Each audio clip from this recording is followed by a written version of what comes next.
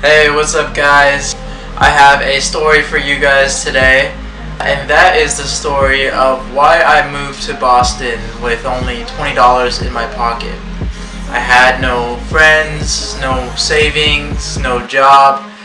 There was nothing that I had in Boston that would traditionally bring me out here, but Boston has one thing that made me pack up my bags from my parents' house in Ohio and move out here with nothing to my name. Let's talk about it.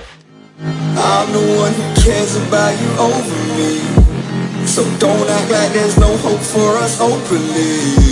I bite my tongue and taste the blood, so hopefully you realize what you got. My love is worth a lot.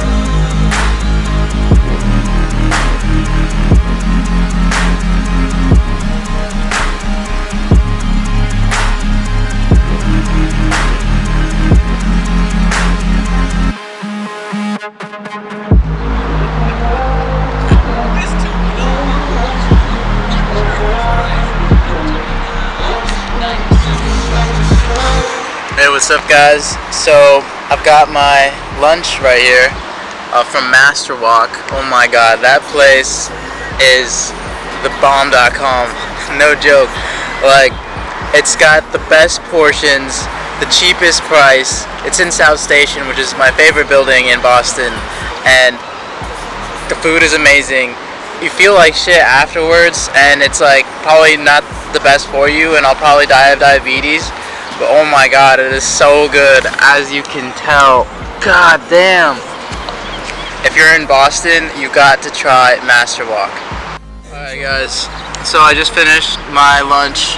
It was amazing, but I feel like shit, as expected.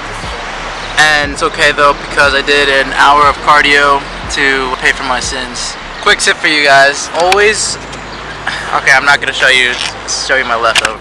But when it comes to Chinese food, always skip the fried rice, because especially when you're shredding, it's a calorie killer, bro. That shit is packed with calories, and it adds some flavor, but not too much, and so it's just not worth it in the end. That way you can have way more chicken and not feel guilty about it, essentially. But anyways, look at this beautiful scenery that I just had my lunch at.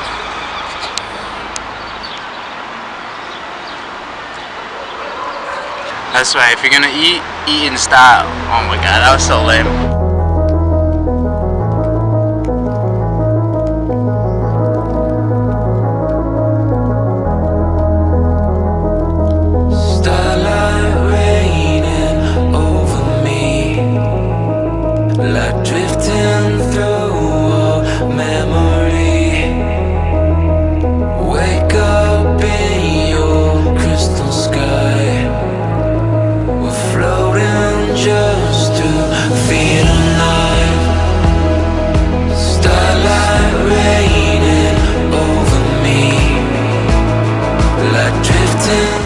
What's up guys, we are out here in Seaport. This is my favorite place in Boston.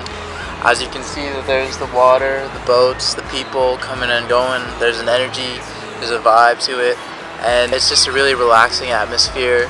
The water allows you to kind of put things into perspective, and it makes your everyday problems not feel so big, and you can see them for what they are. The sun is about to set.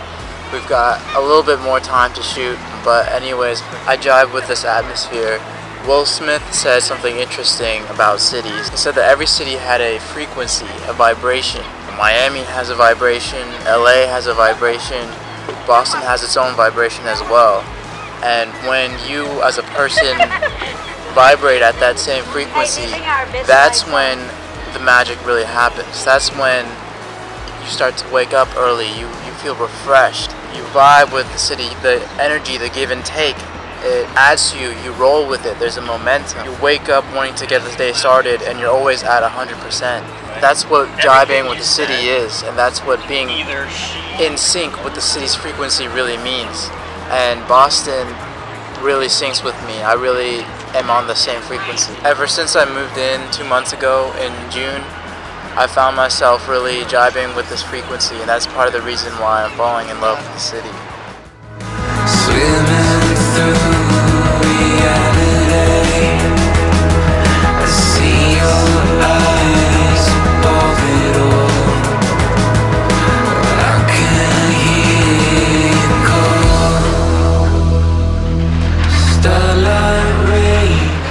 Now let's not get it twisted.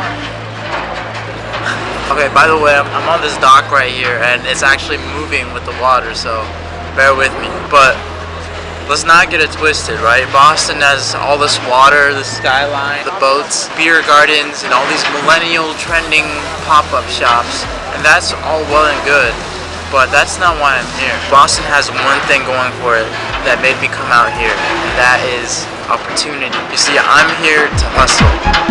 Hustle is my middle name, and Boston has opportunity to make bank out the wazoo. Let me explain.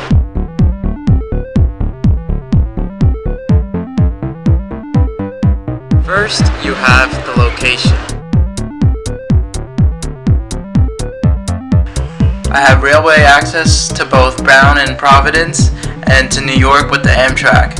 I also have direct flight access to Ohio, where I'm from. These are locations where most of my fortune building will take place. Next, you have the people. In Boston, you have the smartest people on the planet at MIT and Harvard. As I say, if you're the smartest person in the room, you're in the wrong room. By being around people who are smarter than me, I become smarter myself. Finally, you have the living expense. Boston is expensive, sure, but not as expensive or as saturated as NY or San Francisco. You've got more space to grow a company at a discounted rate, and you've got the MBTA, so you don't have to buy a car, which is one less liability to take care of. Now, all of this may sound idealistic, unrealistic, and convoluted to you, but it makes perfect sense to me. And maybe I'm wrong and maybe I'm right, but that doesn't matter to me. What matters most to me is that I've made a decision and I'm going to see it through to the end, because that is more important to me than being right and never having made a decision to act on it at all. I can't know everything about the future, but I do know one thing, and that is that I'm going to give it my goddamn best.